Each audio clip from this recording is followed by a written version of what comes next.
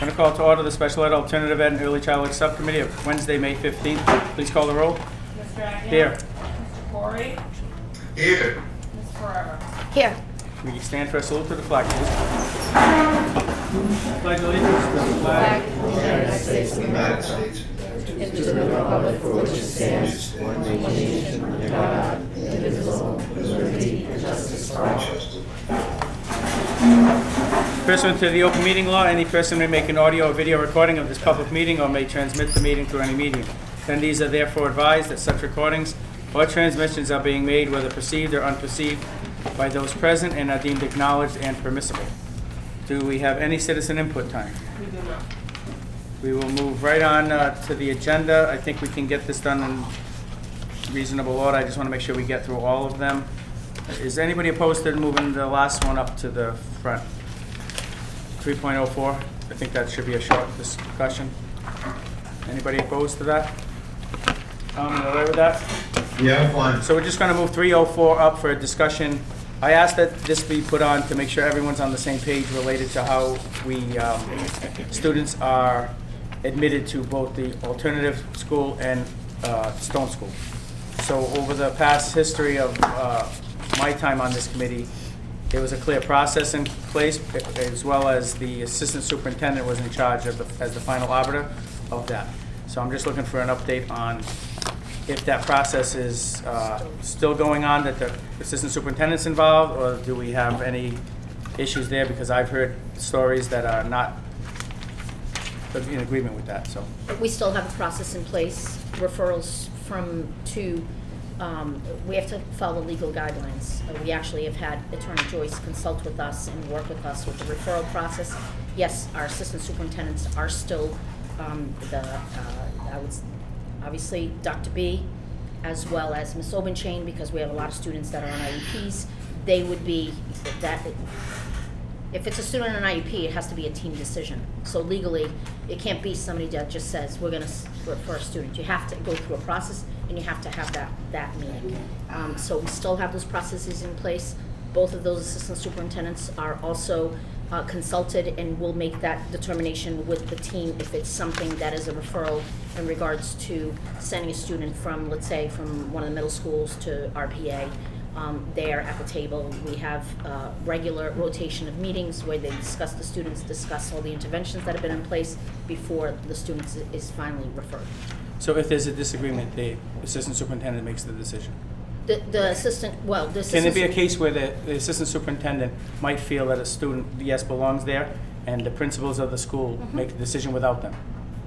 No principal can make that decision without central office input. And it hasn't, so that hasn't happened? We don't do that. I mean, if you've heard differently, then please let me know. But typically, if I will say, principals will advocate on their behalf, one way or another, but it's with us. The reason why this came up in the past was we were having situations where students would come in directly from out of district, not out of district special ed. Yeah. And then we were having them go directly to the alternative school and never hit Durfee at the time. And then we talked about it, and then it was sort of agreed to that there would be more collegiality, they would get together. But when that type of situation happened, the assistant superintendent would be the one making that call. That so does nobody happen. could say it was only one or the other. And I just want to make sure it's clear to everybody that the assistant superintendent should be making that call, not Mr. Woodward, not Mr. Damaris, not the principal of another school. It should be the assistant superintendent signing off on every one of those so that we don't get the situation where, why is the kid coming from wherever and he's just automatically going to the alternative school? I know exactly what you're referring to. Absolutely. And we did have a couple of those situations. That is true. And there are some extenuating circumstances where students might be transferring in from out of district, and we look at all of the information, and that happens at the pace, right, where all that information is gathered. If there's a determination that that child or somebody who might be overaged, unaccredited, for whatever reason, that it was determined that that student would go to RPA as instead of going through Durfee, I'm not going to lie to you, that did happen. We did have a couple of situations, and we put something in place, and we reminded people of the process, and that the assistant superintendent needs to be consulted and needs to go through them. They need to do the final approval before that happens.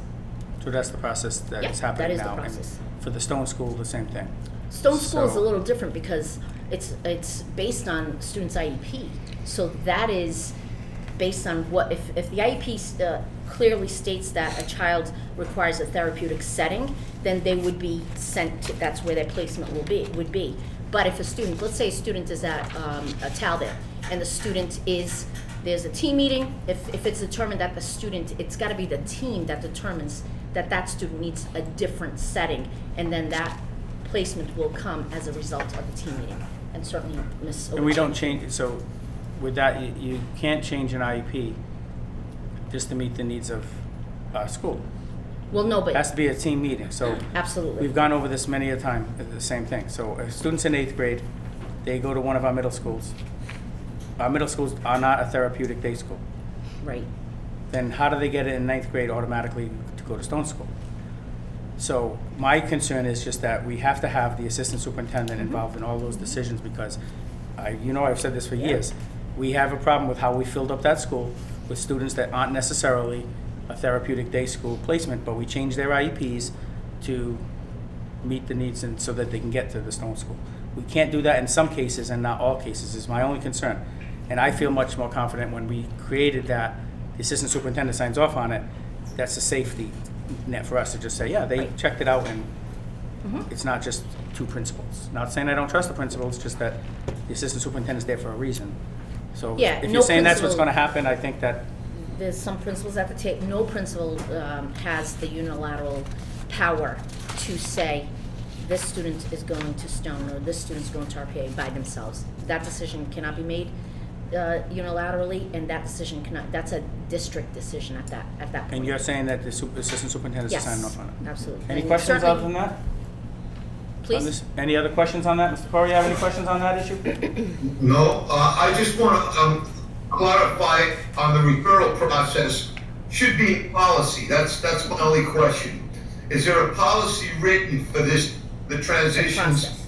from middle school to a referral for RPA? It's a Is there a pra- policy? I would say it's a protocol. Yes, So it's Protocol. like policy would come to us, protocol would be from the admin, but they have a written protocol. exactly. Yeah, that's, and I remember it being written, I just want to know that it's being practiced, that's all. It is, and it actually, we had to update and adjust our process and protocol with legal advice. So we have to review it periodically, and we have to adjust accordingly. All right, no other questions? Thank you for that. We'll go right to 3.01, update on pre-K early childhood. Madam Superintendent. Yes, so as you know, we've been through various subcommittees as well as full committee in regards to this early childhood situation, and as a result of our compliance issues and efforts to expand pre-K options. So we were tasked with going back to review our, as you know, we did some, since the last meeting, I believe that we did some parent forums. We went before the committee. We visited Bishop Conley as a potential option. We also looked at PACE to create a pre-K there, and have gone through all of those options, have reviewed our data, have reviewed what it would cost for to staff and build out each pre-K classroom, and as a result, we are coming to you to share some of our findings. So we've expanded pre-K, so certainly I'm going to say that anyone from this task force that is here, feel free to jump in, because this is from all of our work, our collective work. For the last 2 years, including we've added 12 classrooms, 12 pre-K classrooms. I think that Ms. Faries has been very clear from the beginning. Referrals have been up in the last couple of years. The students are coming in with high needs, and she sounded the alarm and said, hey, we need space, and we've opened up multiple classrooms. Last year, the year before, I remember when I first started, and it was one of the goals, and somebody said to me, we're going to expand pre-K, by how many classrooms? I said, I can't commit to how many classrooms because we don't have space we can't really target that. We looked at multiple different areas in the city, looked at potential spaces. We also have expanded our own physical space within Fall River Public Schools. So this is compliance driven. We have students whose IEPs, when they age out of early intervention at 3 years old, we are required by law to provide them with services. Our pre-K classrooms, we have different models. We are trying to fulfill those requirements and even look into the future, because ideally, we would love to have, I know that it's not a secret. Everybody said, the governor has, said she wants, it would be ideal for us to have every 4-year-old to have access to full-time pre-K. That is not a Fall River Public Schools initiative. That's a city of Fall River initiative, right? It includes all the community providers and as well as us, right? So that they have access to it. We have space at 2501. We looked at that originally. We actually are housing, I think it's 11 classrooms, 10 classrooms right now there. Some in 6 down on the ground floor and 4 on the first floor. We said that that's not an ideal for our pre-K expansion because kids would have to go up to the 2nd and 3rd floor, and ideally those little ones, it's ideal situation, it should be on the ground level for easy egress. So our current landscape, we have 33 preschool classrooms, which is an increase of 12 classrooms. We have 16 classrooms that are located in 4 of our elementary schools. I know that we heard a lot about that when we first brought this up, and people said, why don't you just put them in your schools? We do have them in schools. We are maxed out. We have them in and our community schools also house some pre-K classrooms. We have 7 classrooms that are located at the Church Hall at 300 Eastern Avenue. We're currently renting. That's a temporary space. And we have 10 classrooms at 2501. Those 33 classrooms, we have 609 students that are receiving pre-K services. 19 of those classrooms are full day, and we have 14 classrooms that are half-day sessions, serving kids 3 to 5, depending on if they still need 2 years before entering kindergarten. Students with disabilities, as well as children 4 and 5 without disabilities. So at Eastern Avenue, all along we've known that was temporary as we looked for space. Class size there, one of the drawbacks there is that those classrooms are smaller. That was a former Montessori school. Typically our classrooms, you can go up to 15. We're not able to do that because of the class size. We have 12 They're in at each 12 classroom. currently. 12 in each classroom. At the 2501, our classrooms are currently located on the ground floor, as I said before, and we have classrooms on the first floor. As the building is populated in next year, 5 of those classrooms will remain there, and we will move the 4 classrooms that are on the first floor. We'll move them out as we populate that with the K-12 model. Let's go to the next one. So we also visited Bishop Conley. As you know, it was vacated, and that was at the time when we were exploring. I want to make that clear. That was not an option because there was talk that there was other plans for that building.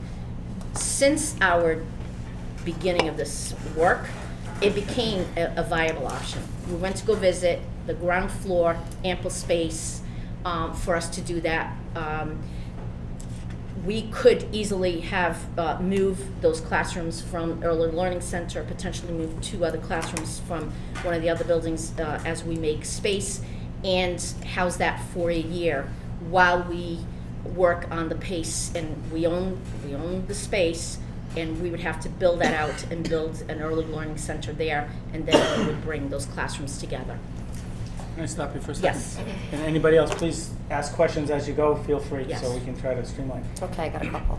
One of the questions that this slide proposes to me is, what is the cost, so it's somewhere buried within, but I think it's important to talk about, what is the cost of the Connolly, as well as to create an ELC at pace for the 25-26 school year? And where are we gonna get that money? And is it sound that we have it?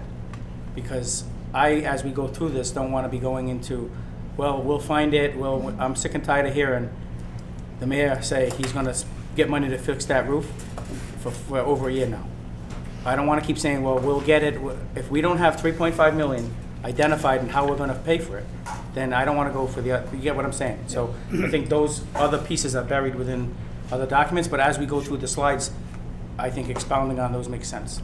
Any thoughts? So, the Conley piece is $121,000 a year, all in, all utilities and everything. The document that was sent to you was the first rendition.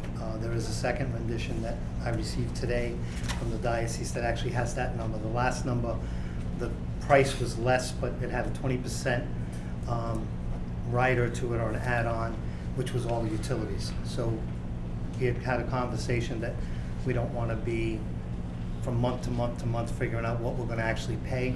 So we included all of the utilities using the formula that they've used for other rentals, and which gets us to 121 all in on Conley. What does that mean, all in, when you say all in? Our total Do cost we have of to fix operating anything? that. Do we have to retrofit That's bathrooms what I or was gonna anything? ask. No, Because this it's all is a high in. school, right? We're talking about pre-K kids. Right. Are there bathrooms that are? So we're just using the portable piece that would go under the toilet to get the right height So for the we're student. making So them it's walk just up steps to get on it. Exactly, it's not a walk Okay, up just step, it's like one a step. stool. Yeah, like a little stool. It's the a little same thing stool. we It's do not that, it's at fine. Eastern Avenue. Yeah, it's fine. Yeah. It's what you do when you rent a space and all that. I Exactly. get it, 'cause it's Right. not our space. Right. Okay. And which is Yeah. why we're not going to do that retro.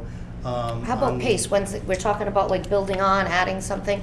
How long is that gonna take to be So the done? pace piece, just give you some dates. So the opening bid for file subs is today, 14th, today 14th? Yeah. Yesterday. Today's Yes, the 15th. 15th. So yesterday, the file sub bids were open, and May 21st is the bid opening for the construction side. So those bids will be looked at, probably 20 days, and then awarded contract to that by the city to start the roofing piece of that project. Working concurrent with this particular piece is a design for the fire suppression system. Once the fire system is designed and ready to go out to bid, then we will be able to start our work in that particular piece. So we are purchasing material once we get full approval to move ahead with the PACE reconstruction. We will be purchasing quite a bit of money using some of the funds we have left for this year. And then next year, we'll be putting out any contracts of outside people to get that work started after July 1.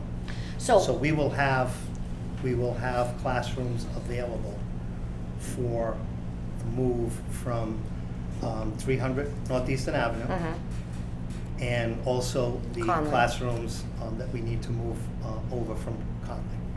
And when will that be ready? you That'll said? all be ready for the next school year. Okay, and we're not just putting on a roof, we're also expanding things? So we're Okay. remodeling Do you see the my inside. concern? Because I feel like I've been waiting a while for a roof. No.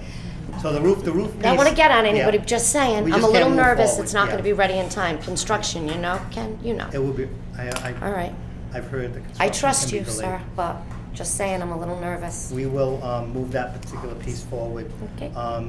We have, as far as funding sources, we do have funds left over this year from projects that were under, and we have some money left in our budget that we're gonna purchase the supplies ahead of time, which is what we can purchase now.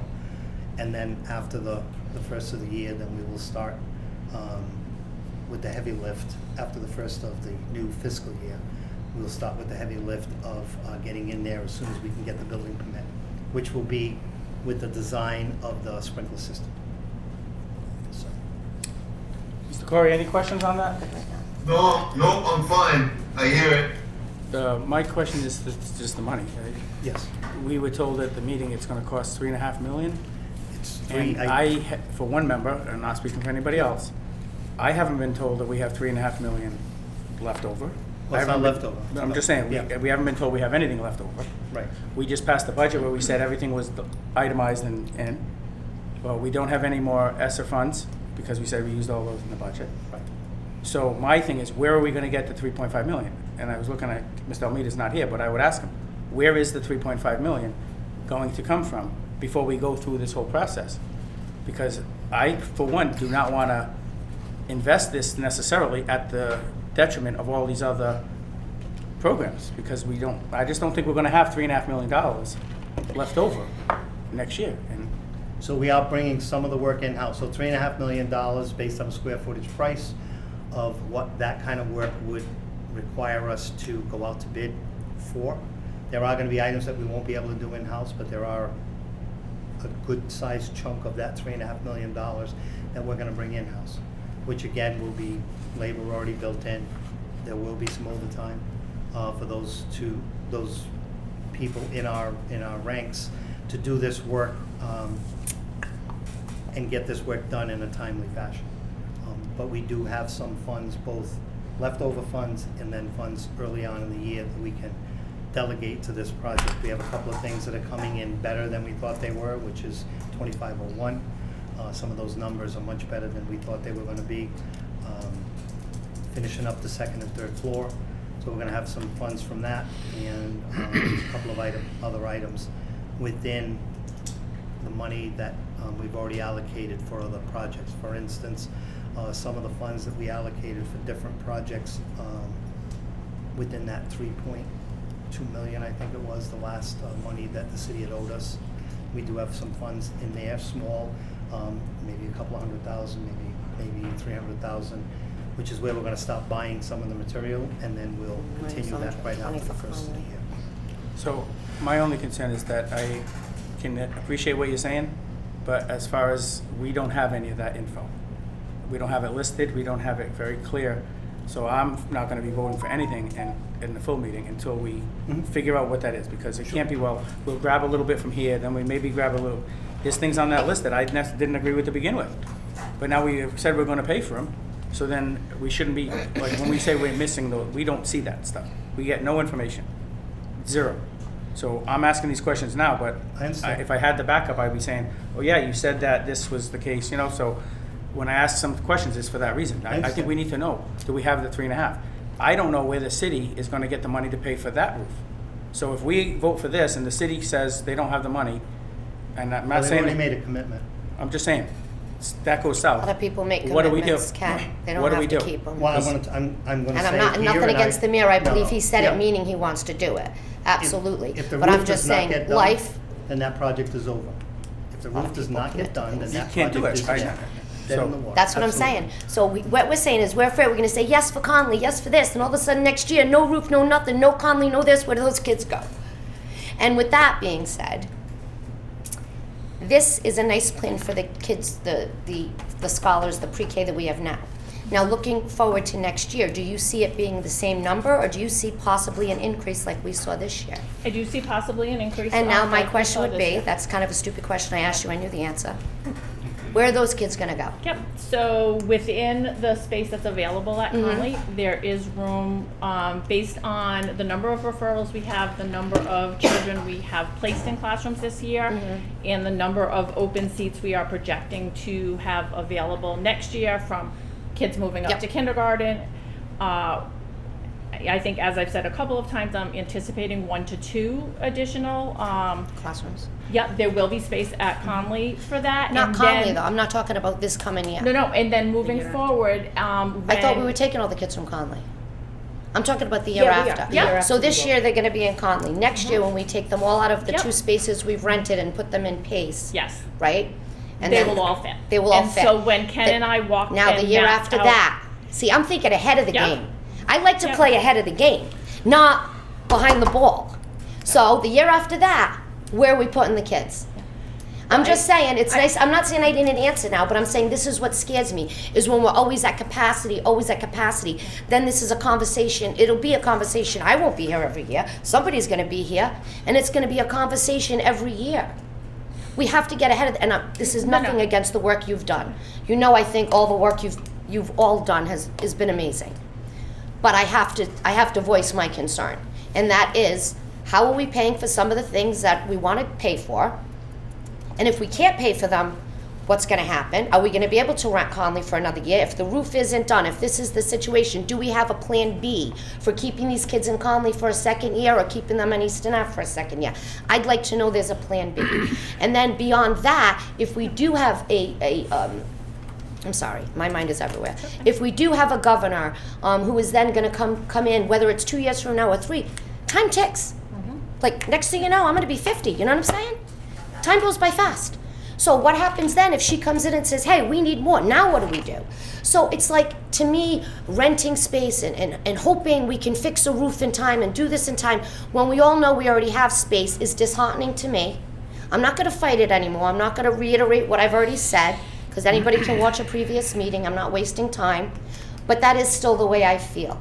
But that And space it will not concerns solve me a the little. problem you're bringing up. No, but it won't. Long term. No. But we You're could. gonna- we're gonna be right But we back could here. worry about pace. We wouldn't have to be so worried about pace, right? We could say, well, if it's not ready, we still got this. Yep.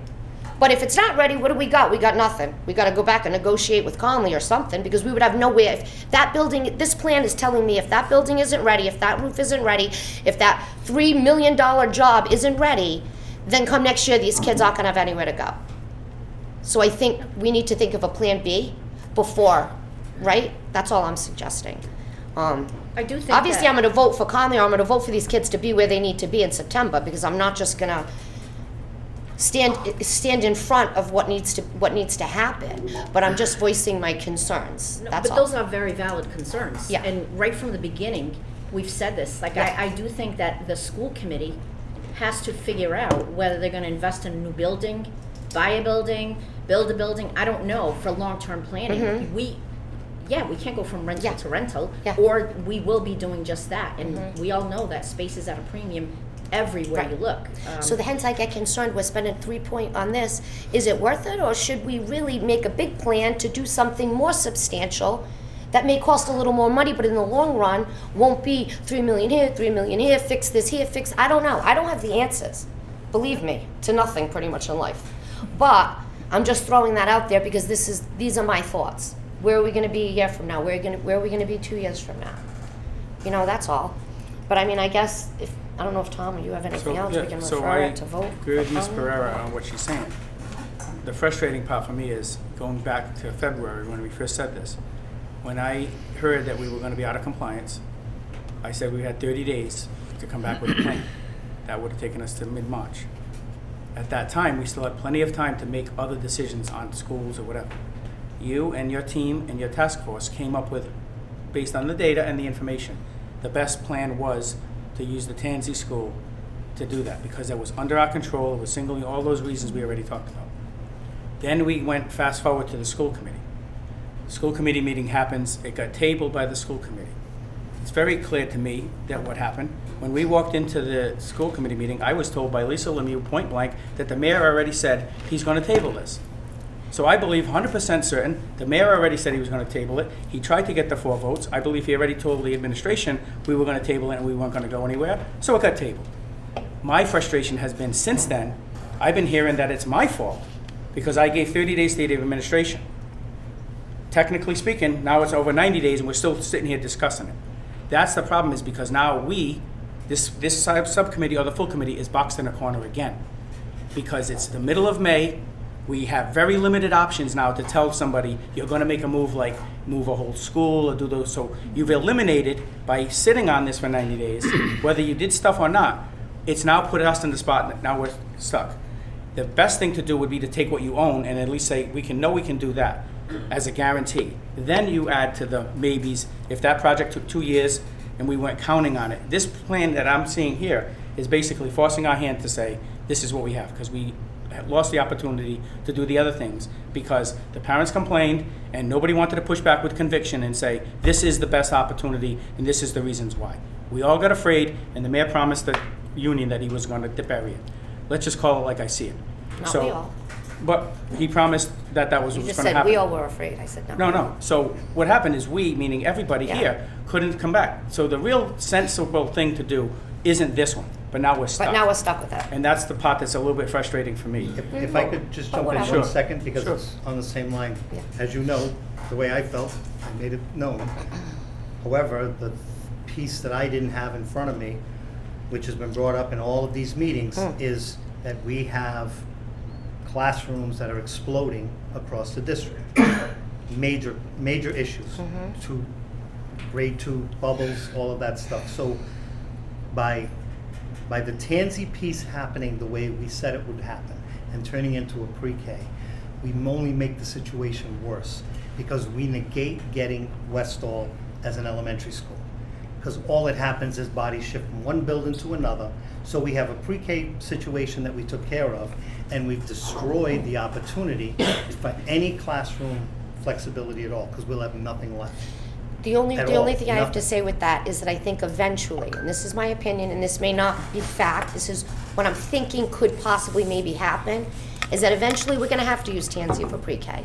So my thought process was, to be fair to everyone, why not move that group of teachers who have formed relationships and who have worked together, why not move them now?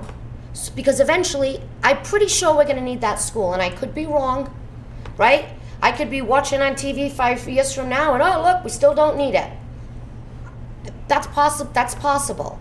I just felt it was gonna be more likely the other way, and I felt like we were putting off the inevitable and really, in the long run, making it worse for our educators that were there. That was my opinion. But honestly, like I said before, I've already given my opinion on it, and to me it's a moot point. I'd rather move along with the agenda and just do our job. But I will say, I don't think the mayor tabled it, because this is why I say that, because it takes a vote. So our colleagues decided to do it, and that's fine. That's why there's that many of us. You know, I don't need to agree with everybody. It's not a problem for me. But it is now, I agree with Kevin, it basically put us in a situation now where, I guess I gotta vote for what I didn't wanna vote for. But hey, that's what politics is, I guess. And I just wanted to It's clarify, fine. all I want to say is the mayor didn't vote, we all voted. We Yeah, had a vote. yes. What I'm saying, and I'm not afraid to say it for the record. Okay. Is I walked into the meeting with all the Tansy school parents there, and Lisa Lemieux, who's the head of the union, told me point blank that the mayor told her this was going to get buried. And they had a plan in place to bury it from the beginning. And I think that's disrespectful to not only us, but to all of you who worked on it and the task force. Because at that point, you all made a recommendation. As soon as the dust settled, boom, it's tabled, everybody ran for cover. Mostly everybody ran for cover. And that's the part that gets me, because now it's turned out it's my fault. But at the end of the day, that's all I'm saying about that. But when we look at this, I personally have said, for the record, that we should be moving each year one grade out of the Tansy so that we can have some play in the future, to either have expansion or whatever. I said that all along. So if this year we have 2 kindergarten classes, that if we make those pre-K and we don't have K there anymore, we're not telling anybody you can't go there. You can finish your whole career at Tansy. I think that is, in addition to this, a piece of the puzzle that I think it's late now, but Yeah. to me that should have happened, because we know, as Ms. Pereira said, I think, and Mr. Pacheco, to his credit, has said this, at some point or the other, we're going to end up at that school because of the fact of where it is. There's things sprinkled within The fact here. that it's So one floor, I yeah. just think that we shouldn't abandon it as part of your task force. I think you brought it up at the original meeting because of putting a bunch of heads together and thinking about it. And I don't think it's invalid just because the school committee voted to table it. I think you still have people that had a Options. good reason why they suggested that. And Ms. Pereira articulated some of those reasons why. We had a situation that just got brought to me, that we have a carpenter named Shane who went to Tansy School and measured 2 classrooms and told the 2 people in there, I'm measuring these classrooms for pre-K. Shane, the carpenter, truth in advertising, I'm not hiding nothing, went into Tansy School and told 2 Let's not talk teachers about people's names. that he was measuring for pre-K. Is that true? That's not true, to my knowledge. It's the first I'm hearing about hearing it. it right Well, now. you can't say that I'm not telling you. So that's what was presented. So now what that happens, so now what do those teachers say? Those teachers wonder, well, must be a done deal. And I'm saying, well, I looked at this stuff and I don't see it. I just saw this PowerPoint now for the first time, but, so that happened, just so you know. And the conversation as far as pre-K at Tansy is still continuing, Mm-hmm. because in this presentation, there is an option for us to put more trailers at Tansy so that we can take on another 2 to 3 classrooms I saw of that, pre-K there, which that school would be now a pre-K Pre-K to 5, 5. which would give us more flexibility at Tansy and still allow the Tansy piece to stay in effect. We're gonna have That's to do another that. piece. We're gonna have to do that. And one of the things that needs to happen, that we heard over and over again, is that we do need to rezone, redistrict. Yes. We have to look at our boundaries. Our kids are all Absolutely. over the place. I think that's part of our long-term plan. We are looking at different vendors to do that with. I think that that needs to be a process that happens next year. Absolutely. And then that work, because that's gonna be very Hard. tricky work, difficult work. But some zones are overpopulated, some are underpopulated, and where we situated schools, you know, the parameters are so Yeah. wide, right? The boundaries are so wide. So as a city and as a district, that work needs to be taken on. For next year, that's a process that needs to happen because that will be part of our long-term strategic Absolutely. plan. It has to happen. Over here it says, so the Conley's pending school committee approval. Did that come through us? Are we supposed to be referring that to the full committee tonight? Because it's not on this agenda? Right, we would be, yes, it is, the last Oh, it is? slide, it Oh, says, sorry. we're looking for, It's the in the last slide, slide, not we're on looking the- for. Oh, I'm sorry, I was looking at the agenda. So it Yes. just says discussion, not a Right. discussion vote, okay. We are But we looking can for make a a motion referral to to do that. the, Okay. to the full committee. I don't know if you guys are done or if there's more questions, if not, No, I I'll think, make a Tom, do you motion have to any questions refer. at the present I time? do, yeah, I wanna weigh in, it's, first of all, it's a little bit difficult for me to hear all the proceedings because the microphone's just not picking up everybody's voices with clarity. But I do wanna say, I'm sorry, I'm on the other side of this. I do wanna preserve Tansy as it is because, that's been one of our examples. Our school's a great example for parent involvement and success rate. And I think you guys are working on other alternatives as far as pre-K is concerned. I trust the administration's position on buying into Conley because it seemed to me a viable solution to get us down to the next step. I don't know what the governor's proposal is going to be in a couple of years and how that's going to affect us in a couple of years. That I cannot answer. However, right now I feel like we're getting down the road with some type of alternative. So I'm going to support the administration's plan on going into Conley. I don't know about the $3.5 million. I don't have an agenda in front of me, but maybe we can get an answer on that shortly. And I will say, Mr. Almeida had a commitment, this was added late, he has a commitment for his child, so, but we knew that this was gonna be on the agenda for the Monday, for the 20th, I believe is our meeting. So we will, I'll have him break it down, certainly, it's a valid point about the money, and it's a valid point about the concern So he's about gonna, the roof. he'll break it down, he'll get it to us before the Monday meeting. We'll do it though, as right? backup for his work. But he'll get it to us before the Monday meeting, like, we're not gonna walk in on Monday and say, yeah, please, because yeah, Has he told you that I need time to read. in discussions that you've had, because obviously you've met Yeah. over this, that we have the money? Yeah, we said that we would have to piecemeal and reallocate some monies to make room for that work. We know that. We'll that's figure what it out we when we said. get the Coming from information, somebody, we'll so get we'll the wait till information. see it. Yep. Alright. So I would continue to go down, I apologize, but I think we got the questions answered, Yeah, so right. keep Can I going down the just- PowerPoint, because there's other I questions was on just there. gonna say, can I just go to the last slide and ask, because Yeah. we respectfully would request that, in order for any of this to happen, Yeah. the committee would have to, it would have to be referred to the committee. We, as you know, populating Stone, we talked about that. In order for that to happen, the committee was ready to take a vote. We said, no, we needed to talk to parents. So we'd like the committee to take a vote on officially allowing us to move Stone over to 2501. Bishop Conley, if that's something that's agreeable to the committee, we would like it referred so that. So the committee- two motions. So motion to refer to full committee, the moving of our scholars to the Stone School. From Stone to 25. From Stone to 25, sorry. From Stone to 2501. That's a motion. Yeah. Anybody want to second me? Can I have a second, brother? So can you say that again Can a we just, little bit can louder we so just I hold can off for a get some second? clarity? Hold on a Yes. second, because I think we'll get to those at the end. My question was on the slide that says about the cost-benefit analysis. Okay. So I think that's Yep. important to have hashed out, because I'm seeing that, I don't know what that means, like some things were included, some things are not, like, what I was looking for in a cost-benefit analysis is to say, here's what it costs us to get, whatever, a classroom at the, whatever school, here's what it costs, and I think it's pieced together, but it's not really clear to us of what that means, because we can't do it without the transportation, we can't do it without, I don't know if health benefits are included, or is it not, like, you know what I mean, like, Yep, they are. so, So when Mr. Almeida put together the cost for the salaries, he did include the benefits.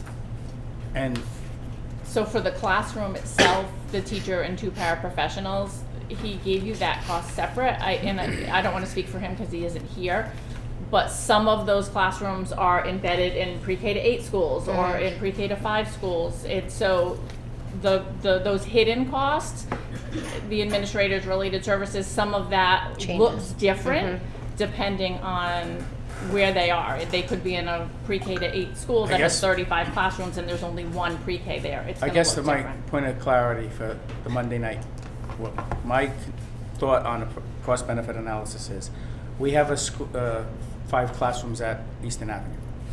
For those children that are at that school, this is how much we got in reimbursement. This is how much the rent is, the specialists are, the this, the that, and everything. So when we do a situation like that school, are we making money or losing money on those particular classrooms?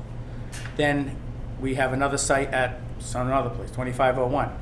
At that school, this is what it would cost, this is what we get.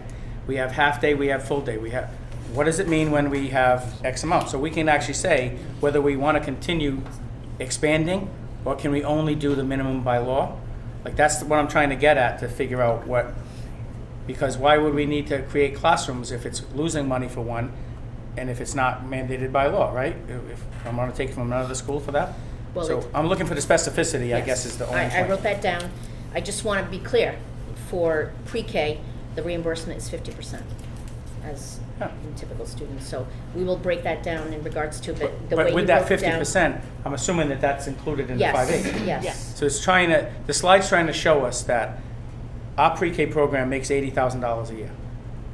That's what the slide's trying to show us. It's a little bit of Really doesn't. I know, Yeah, but that right. slide is not really what, truth in advertising.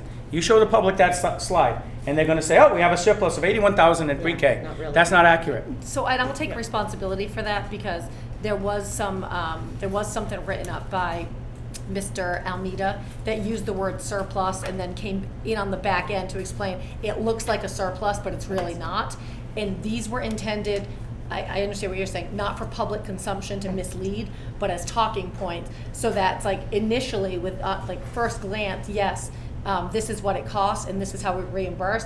Wow, looks like a surplus. The talking point is not so much because there are some hidden costs, including, if we're looking at a standalone site, pre-K classrooms that are not embedded in other K to 5 schools, pre-K to 5 schools, or pre-K to 8, there's a hidden cost because we have to add administrators because that becomes a school, a standalone school. There are related service providers that come in. There are costs. So even though technically on paper it looked that way, we understand that there are hidden costs and that these were intended to be talking points No, and I to get it. point Just- that out. I understand. So, yeah. So my feeling on that is, and I've said this in email, people can be as mad as they want at me about it. The fact of the matter is, it's over 90 days since we asked for a cost-benefit analysis. 90 days. We have this meeting scheduled. It's not ironic that we got this information yesterday or this information now. If we had our stuff in order for 90 days, we wouldn't have that. If we had our stuff in order, we wouldn't have a slide shown in a public meeting and to the school committee that says we would have an estimated surplus of $81,000. To me, that's a problem because that should not have showed up like that. What it should show up as is we did a cost-benefit analysis, and in order to do pre-K, it cost us $7.8 million in reality. So we're technically losing $2 million. It's not equaling out by $2 million probably. But So- you have some of those costs that are fluid. I'm gonna respectfully disagree. You asked for a cost-benefit analysis, we gave you one before. It wasn't what you wanted, and you brought us back to the table to get a different one. We gave you all the information as backup information like we do typically. I understand, yes, we need some clarification. We will get whatever you've asked us, we've gotten. I think that what happens is, maybe it doesn't look exactly the way you want it to happen.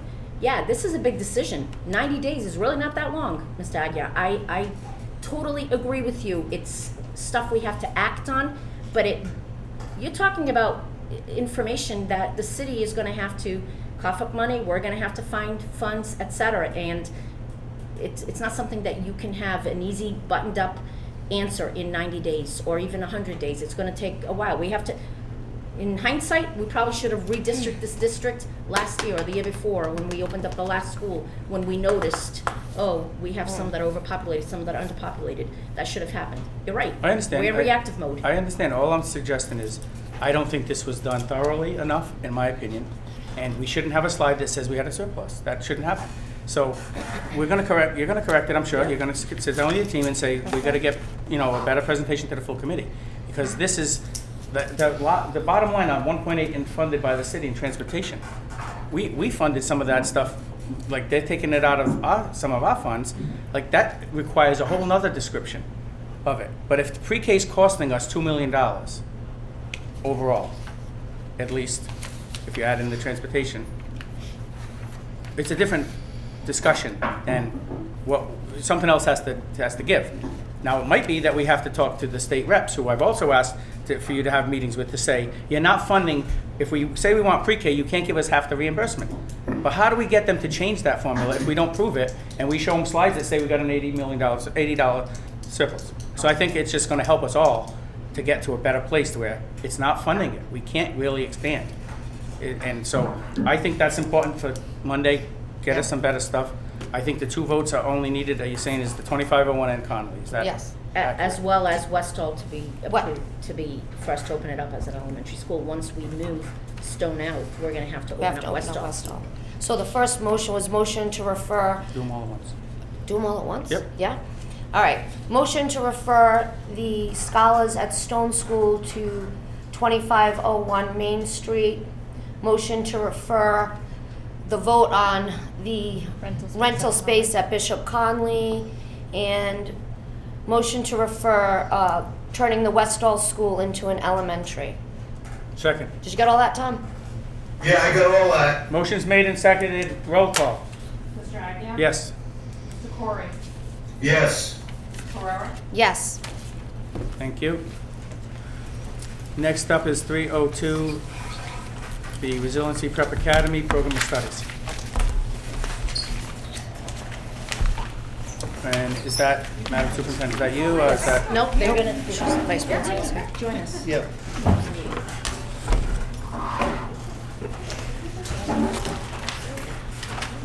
Mr. Corey, can you hear me? Yes, I can, thank you. Okay, very good. Got a lot of practice at projecting my voice. I know that. So I want to thank Drew for putting together the executive summary. He, myself, and Mr. Riley spent a lot of hours trying to hammer out this program of studies. RPA has not really had a working program of studies for quite a few years now. We were operating from Durfee's, which obviously is much longer and not really accurate to reflect the more limited courses and programming that we have. So we're just going to go through some of the more large-scale changes that the program of studies we're proposing entails. Stop me when you have questions.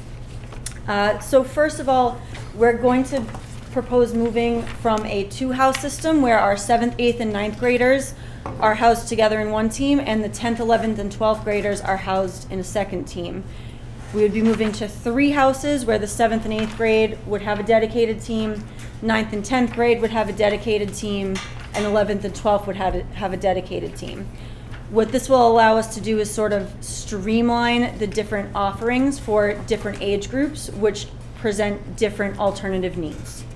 So most of the changes that we're proposing would live in the 11th and 12th grade house, which is where we see a lot of the credit recovery needs, as well as a pretty significant dip in student engagement. So one of the first things that we're proposing is that the 11th and 12th grade team, the courses would be fully semesterized. So what that would do is it would allow students to gain credits more frequently during the school year as sort of a motivating factor. And it would also take into consideration that we are transferring students in throughout the year. So students who come in at the midway point or thereabouts would still have the opportunity to earn credits in an end-to-end class rather than come in after term 2 or after term 3 and already feel like they're failing for the year. So Can I ask you a question on that? Yeah. So I think that was brought up recently to go the other way. Is that? in the past year or two, like, We used to be trimesters and terms, which what got very wonky. So then we moved to completely trimesters. That ended up not being a great move because too many of our courses were trimester only, and we were finding that certain kids were gaining credits almost too fast because they weren't actually credit recovery kids, but we weren't able to offer but then longer it courses. switched to what? Because you're asking to go to semesterized. Only thought for that- 11th and 12th. So right now, we have some single semester credit recovery classes for our older students that we're seeing good success with, but we also have year-long courses for kids who don't have Which that is the credit other recovery rest. need. So you switched from trimesters to year-round, was the point. This isn't going back again. Correct. Got it, okay, thank you. Okay. The next significant change is around graduation. So in the hopes that kids would be completing their graduation requirements at multiple times throughout the year, knowing that credit recovery kids who will be taking semesterized courses could finish mid-year. We could have kids who finish their graduation requirements over summer school. We're proposing offering 3 different graduations over the course of the year, which would be our usual end-of-year graduation in June, with another graduation at the end of summer school in August, and one at the end of semester 1 in January. So kids who are finishing not at the year mark would still have an opportunity for a formal graduation ceremony.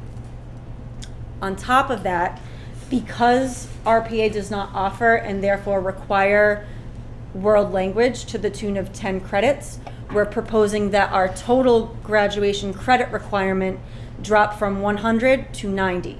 So instead of asking the kids to take an additional 10 credits of elective to make up for that lack of world language, we're proposing just limiting the credit requirement to 90, which is something that Whaling City in New Bedford just did, I believe. I don't know if they fully And that passed it, won't but they were affect like proposing it. getting courses in college or whatever, they'd still have enough to then continue, whatever, okay. Correct. What is the minimum number of credits needed to graduate? So right now it's 100. No, by the law. My understanding it's a local decision set by each local district. So they 'Cause have they to pass wait. what? Like, what do they have to pass at RPA?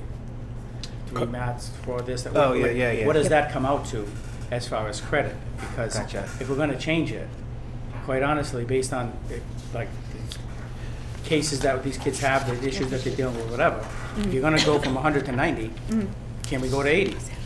So If when you we feel like the kid is turned around, like, why are we gonna do more than what we have to just say, we should be giving every kid every opportunity to do what they need to do in order to graduate, so. right.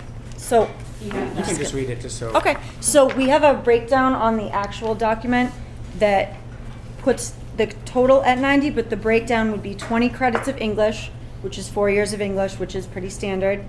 17.5 credits of math, which is 3 full years plus 1 semester. 12.5 credits of science, which is 2 full years and a semester. Social science, 12.5. Fine or performing arts, 1.25. Wellness and health, 1.25. And then PE, 2.5 or 2 courses. Long end, short end, that ends up to the total of 90. So it includes the And electives, it might be includes something you can PE. get for Monday, so, like, I'm not trying to put you on the spot, but what I would be curious of is, It's- what is the actual minimum that we can do? Well, I think what she's saying is the minimum's 90. Yeah. Because they need Once to we have this break many down, math, yes. this many science, this much social study, add it all together, you get 90. Other kids in the different school, they have a language requirement, which brings on those 10 credits, but at RPA, they don't have the language requirement, so what they were doing was just saying, you don't need to take language, but you gotta take 10 credits of something. She's saying eliminate the something and just give them the 90 that they need to graduate. Is that correct? That is absolutely correct. Thank you, It's Shelley. it's correct, but But, oh, you had to butt me. There I was on is- such a high for a there is still in the 90 credits. There is still elective credit. So if you Oh, if okay. you add up all of these like specific courses, you get about 67.5 credits. Meaning the rest of the credits that the kids need would be additional art, additional PE. We're also proposing when we get to the workforce development section, opportunities for students to earn electives in different creative Yeah. ways to get to that 90. But there is still. What is this school called? An alternative school, right? Correct. Well, what he's, So yeah, my we'll point is yeah. just saying, it's an alternative school. So an alternative means we don't do things in the traditional fashion, Agreed. right? So if we're gonna change it now, and I happen to agree with the changes, what I'm saying is, don't go just in a little. If there's something else you guys think, then go in even more. Because if that's the case, then a true alternative would be based on other factors, or could they be something to say, student has had a rough couple of years and they're turning it around now and they're rocking and rolling, they can pass the test, they can do this and do that, almost like competency based, and then you say that person deserves a diploma based on something else, rather than say you got to get to 90 credits, because that's the kids see it and they're like, I'm never going to get there. So combination of credit recovery, I like what you're thinking. All I'm saying is you went to 90. My only question was, is 90 what you can go to lower? He said it's a district decision. All I'm saying is, if that's the case, then maybe we do it a little more. We thought 90 was going to be a tough sell, so maybe I we think could that's good, go but up. my concern though too is you know, you have high school students who, if you're gonna ask them, they're probably gonna do the least amount possible. And I would hate to give them the option of like not having art, not having music, not having, because whether you think it's helpful or not when you're doing it, it ends up, you don't know what you're gonna love doing. So I don't mind, I agree with Mr. Aguirre, I wouldn't mind dropping a little lower if you think that makes sense to get kids motivated and graduating, but I wouldn't wanna go so low that we're taking all electives out of kids who might give them the encouragement to take a class they never thought they'd like, or, you know what I mean? Right. So, kind of to that tune, one of the other changes that we are proposing is expanding the ways that kids can earn elective credits in that upper high school. So instead of putting them in an elective that might just be art or music that maybe is not engaging to them, it's just a check in the box. It's going to be that much harder to get them into class because maybe they don't care. So we're proposing that although kids could have a comprehensive pathway that they would do the live classes, maybe that includes certain electives that we're proposing adding, psychology, weightlifting, yoga, stress management, contemporary issues, history of Fall River, Yes. those pieces. We're also looking to add, as sort of a flex pathway, school to career internships, work study, workforce development, things that would give kids the option to earn those elective credits in ways that are much more individualized and alternative,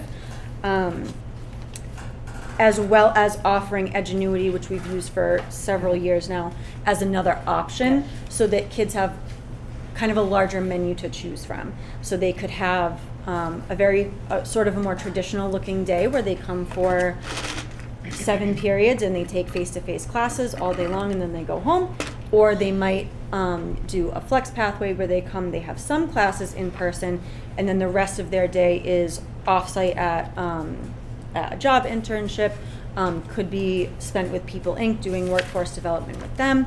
That it's sort of like a mix and match, but it would all give them those elective credits that still would bump us to that 90, if that makes sense. Can I weigh in?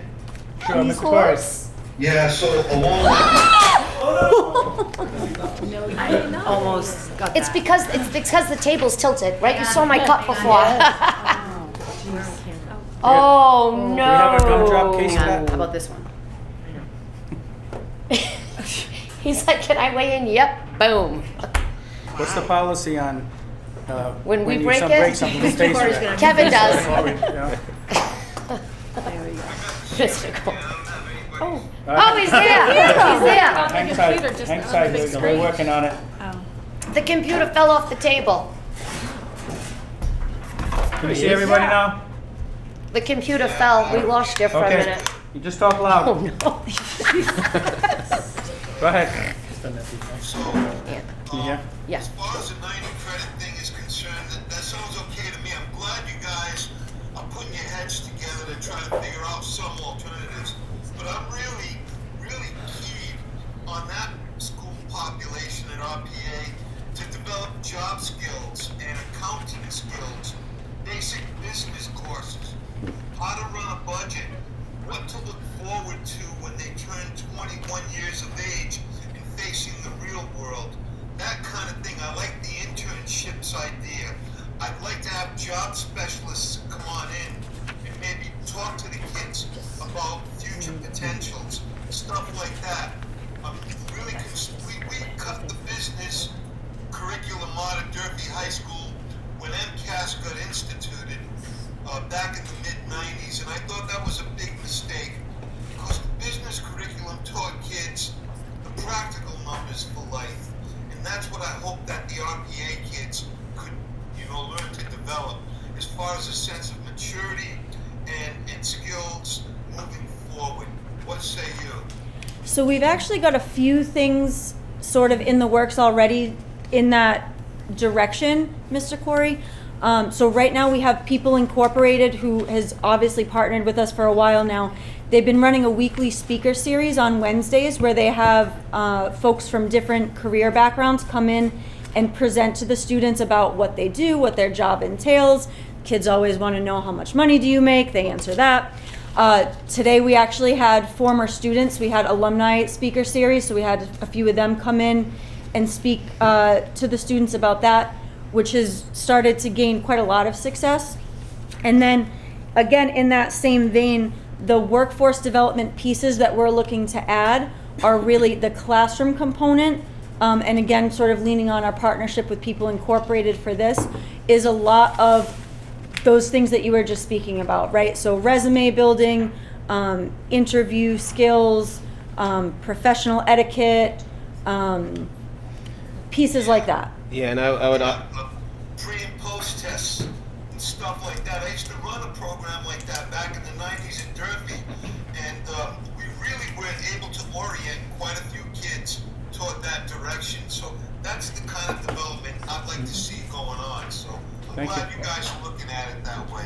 Thanks, I yield. Is there any more question or motion?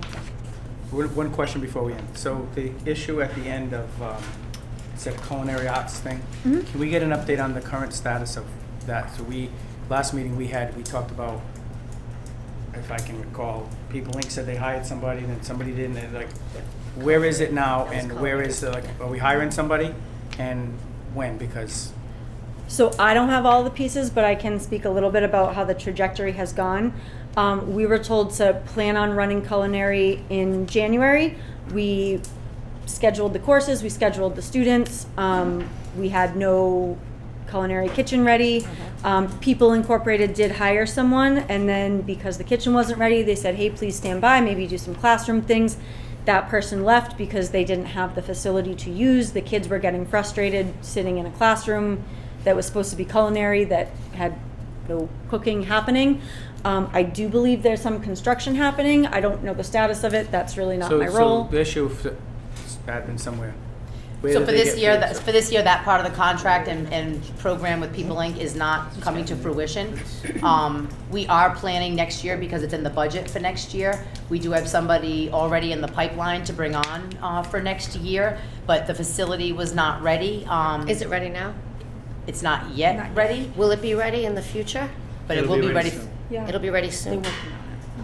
So my only concern was the contract. So at some point, somebody said that we already paid them. I'm like, how did they hire? No. Yeah, we have not paid We out We that didn't part. pay for People Inc. So Correct. the money that we allotted in the current year would be something as part of that contract.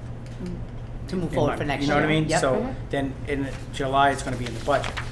What I would recommend is, in order to have a program, you need a person that's working it. You know what I'm saying? So if you've got a live person that Which you we think is, have. so if you do have somebody that's live, Yes. it would be my recommendation that we take the money that was allotted for People Inc.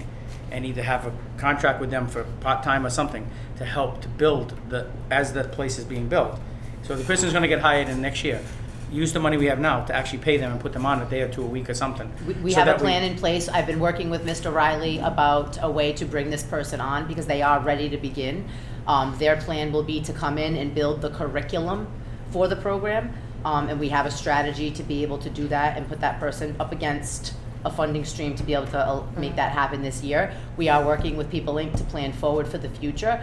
I think it's important to know that the two places in this program of study, though, that do come with additional potential funding is that the workforce development opportunities, we will be coming back to continue to work with People Inc. through their workforce development program that we've already started this year with them.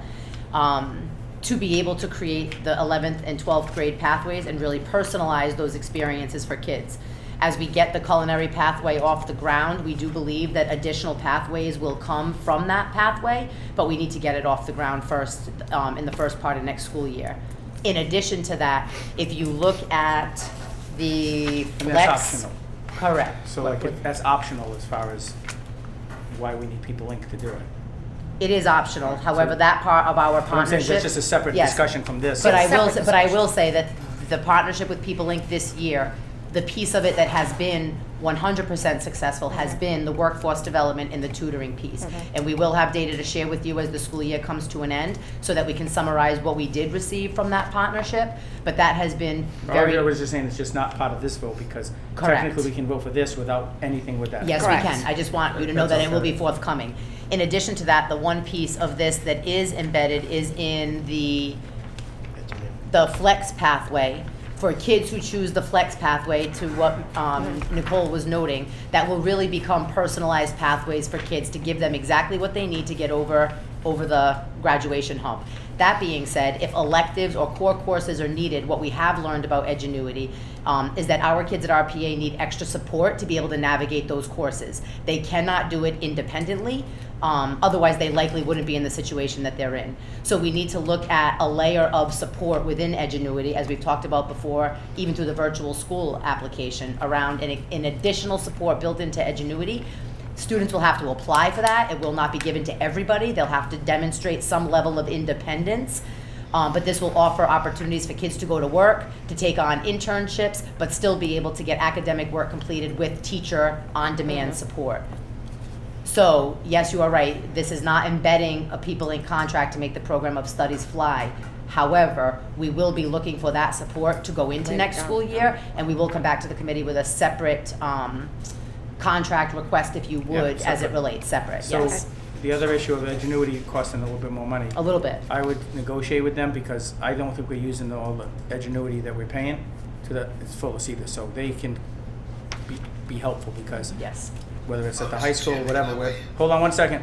So we're just paying a lot of money for, like, are we getting our bang for our buck? And I know how it works and they can help you out if you need to, in my opinion. But Mr. Corey, go ahead before we vote. Well, I just wanted to ask Nicole one more thing. Sure. With all of these things in plan, the Edgenuity and the workforce development, does that lead to their 90 credit graduation requirement? Yes, so that would be, those would stand in as elective credits, so obviously it wouldn't take the place of any core content classes, but the electives where we have that flexibility, it would gain them credits that way. And I do just want to add, because you were asking about exposure to business models and things like that, Mr. Corey, the long-term plan for the culinary program is that we would add a cafe component so that kids involved in the culinary program would actually be exposed to the experience of running a small restaurant and all of That's the great. business That's awesome. components that would come with it, obviously under the supervision of the that's culinary great. instructor. Great. All right, Get a motion motion. to approve. Motion to refer, Made to right? approve, Mr. Corey. Wait, motion to refer? To Motion to refer to the Yep. full committee, yeah. Number Motion to 306. refer RPA Academy Program of Studies to the full committee. Mr. Corey, do you second that? Second. Second. All in favor? Aye. Opposed, so voted. Thank you. Last up, 303, discussion Thank you. vote to refer the following job descriptions. Oh, sorry, excuse me for interrupting. Excuse me 1 second. I just wanted to, I believe that Mr. Riley, who's the principal, was excused. So I don't want anybody to think that he's just not here. Ms. Archambault has taken over for him today as the assistant, but Mr. Riley was excused for a good reason, so didn't want anybody to think that he wasn't here. Thank you for your help. Thank you. 303. Have a good day, guys. Following job descriptions, Madam Superintendent or designee. So we are bringing forth 3 job descriptions. There's been a history of positions being included, not included, coming in and out of our budget, and job descriptions that did not necessarily match the work that our school counselors have been doing. So if you notice, you'll see before you the job description for the school counselor, the job description for the department head of guidance, department head of school counseling, and the director of school counseling that has grown to serve our middle school and high school counselors. In addition to that, we created a timeline because there was some questioning as historically there was a department head of guidance. That position was in the contract and then removed from the contract based on Mr. Woodward being promoted to the director of school counseling.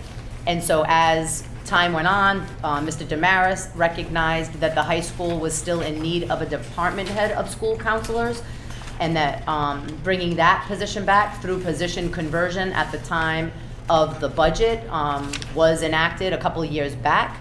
However, it did not land in the contract, so we're trying to rectify some of the steps that have been taken to ensure that all 3 positions live within the FRAA contract and that all 3 job descriptions are updated to reflect the current work of the counselors, and to ensure that we continue to provide a robust college and career experience for our kids beginning in middle school through high school to support our kids with as many opportunities come graduation as possible. You'll notice within the job descriptions, we've also shared a chart that outlines the changes so that there is no miscommunication or just really so there's full transparency with the union to show the job responsibilities and how we have made adjustments. And so I guess with that, we will ask if there are any questions. Any questions? I don't have any. Mr. Corey? So Dr. B, what is the recommendation is to try to fill a position at Derby for Director of Guidance? Well, so I guess it depends on how we look at this. Some of the positions have been budgeted. We have not filled, so the Department Head of Guidance position after last year, the person who was in that position resigned. We did not refill that position this year. We essentially distributed duties to other counselors. However, we recognize that there is a need for us to fill that position. At the same time, we did not have a viable job description that aligned with the duties for that position, so this was our opportunity to create that job description so that moving forward, as we are advertising for the position, the job description aligns with that. To my knowledge, the job description that was in place was that of an academic department head job description, because as we know, there is only one guidance department head across the entire district. So for whatever reason, there was not a department head of guidance job description that was in place. I'm not quite sure if the original job description got moved to the director of counseling at the time. It seems as though Dr. Malone, who was then acting superintendent, was making some moves that didn't necessarily have a job description attached to them. So I'm really just trying to clean up what had been done to be put us in a place where the job descriptions are reflective of the work that is happening, gives respect to the counselors who are doing that work, but also ensures that as we go out and recruit for all positions, that those job descriptions truly align to the work that is being asked of them within our buildings. Okay, so I'm just curious to ask, as far as the SACs are concerned, there's a lead SAC position. Could this be something similar, like a lead guidance counselor position? That is not what we're recommending at this time. We've taken that approach this year with a lead, not a formal lead, but taking on that as like a pilot approach. And it really spreads the work across multiple people. It does not put any one person as a point of contact for that department up at the high school specifically. And in looking at all of our expanded opportunities across early college, dual enrollment, internships, college and career education and training, exploration and job shadow opportunities, as well as college visits and exploration on that level, the job has truly expanded, which is why we are feeling as that we are looking to put that position back in action. It has been budgeted. I think that should be known. It is part of the proposed budget going into next school year. So we wanted to be certain that there was a job description that aligned. Principal Damaris is there. Yep. Can I ask him to weigh in on this? Sure. So we, Carrie Bulk filled this role for 2 years. When she resigned, we posted. As Dr. Bronhard said, it was not the right posting, so we retracted it. We took the time this year to see if we could distribute that work. It doesn't work. There's too many things going on to cut across the peak. The work's getting done. We're having a good year, but we need a leader for that department. So the appropriate job description is before you. The budget had it in, it's in the budget this year, so it's that empty. And it's in next year's budget, and I fully support that we need this position. Thank you. I yield. Barbara, any questions? So I've had some concerns about this posting for a long time. having been here throughout this process, the timeline that you see, we actually voted in the union contract to actually take 2 positions and increase the pay considerably to create 1 position. So we took the Director of Guidance and whatever Mr. Woodward's other title was at the time, 2 positions, and we created 1 position that he was now going to be, or whatever it was. We were going to basically have him be the director of all of the counseling for the district instead of the one at the high school. That therefore Can I ask a eliminated. question? Can I ask a question?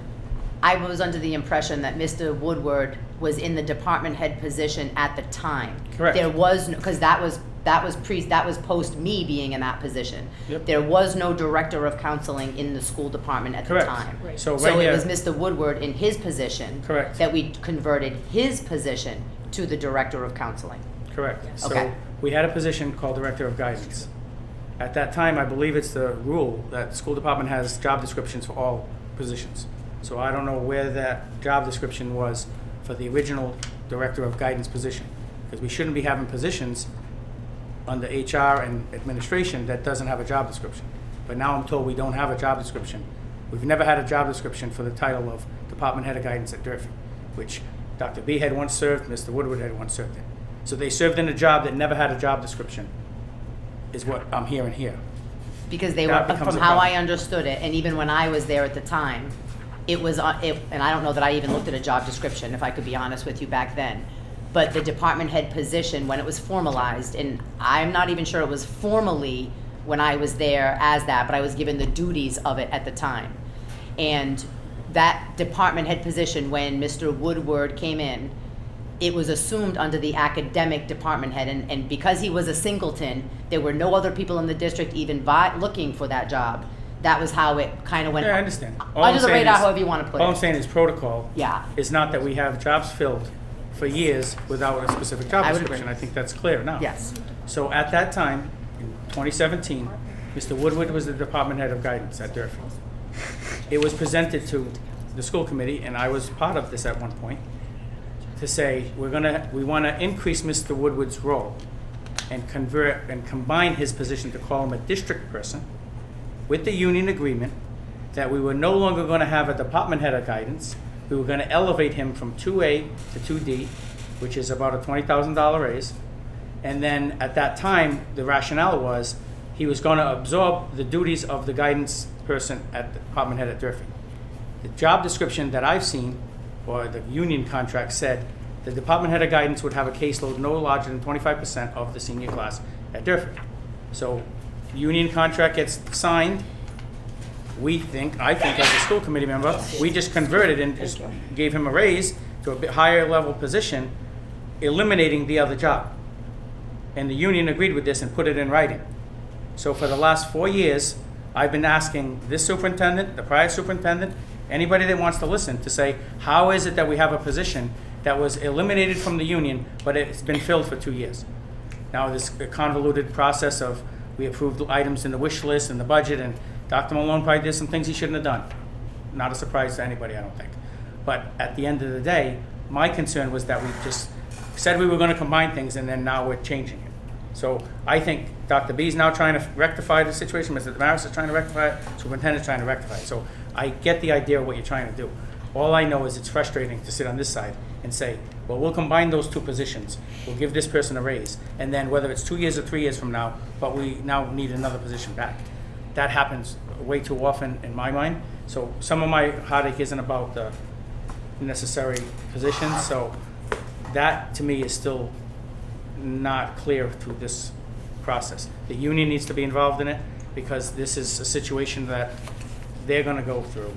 I think we should make sure in all job descriptions it says what the pay is. So if a guidance counselor is paid at 1A, it should say union contract 1A, and then the number is, I've said this again till, it should say the salary, 70 grand to 90 grand. Yeah. It should show us when we're doing the job description. Why doesn't it say that? It's supposed to. Because I've heard Because you we- say that several times. All of our others, we changed it so that Okay, it could good, do yeah. exactly that. It's because we keep telling HR to do something, and they don't do it, and nothing happens. That's basically the reason why. But this is, so I think clarifying some of the salaries would make sense. The other one about the department head of guidance being guidance counselors and the 504 debate we had over the SACs and doing them, like, I think that needs to be clarified as far as like who's gonna be, like the person who's overseeing the SACs, if the SACs are doing the 504s, should probably fall on the 504s, them, and it shows up here on the guidance person, so whether we agree or disagree on whether who's doing what, it should just line up to, do you understand what I'm saying? It should line up to that if she's a supervisor of SACs and the SACs are responsible for 504s, it should show the 504s are under her. So that's something you could tweak, I think, for the Monday meeting. And if we have any other questions, we could always ask them. But I'm looking for a motion to refer these job descriptions. Motion to refer. Motion to refer has been made. Mr. Corey, do you second? Second. Second, all in Motion to favor? refer Aye. Opposed, Special so ed job voted. descriptions. So we'll definitely post those if you can clarify any of those questions. Anybody has any questions, reach out to Dr. B or the superintendent between now and the meeting. Does that make sense? Is there any new business before us today? Any? No new business, I'll entertain a motion to adjourn. Motion's Second. made, seconded, all in favor? Aye. Opposed, so voted. Thank you all.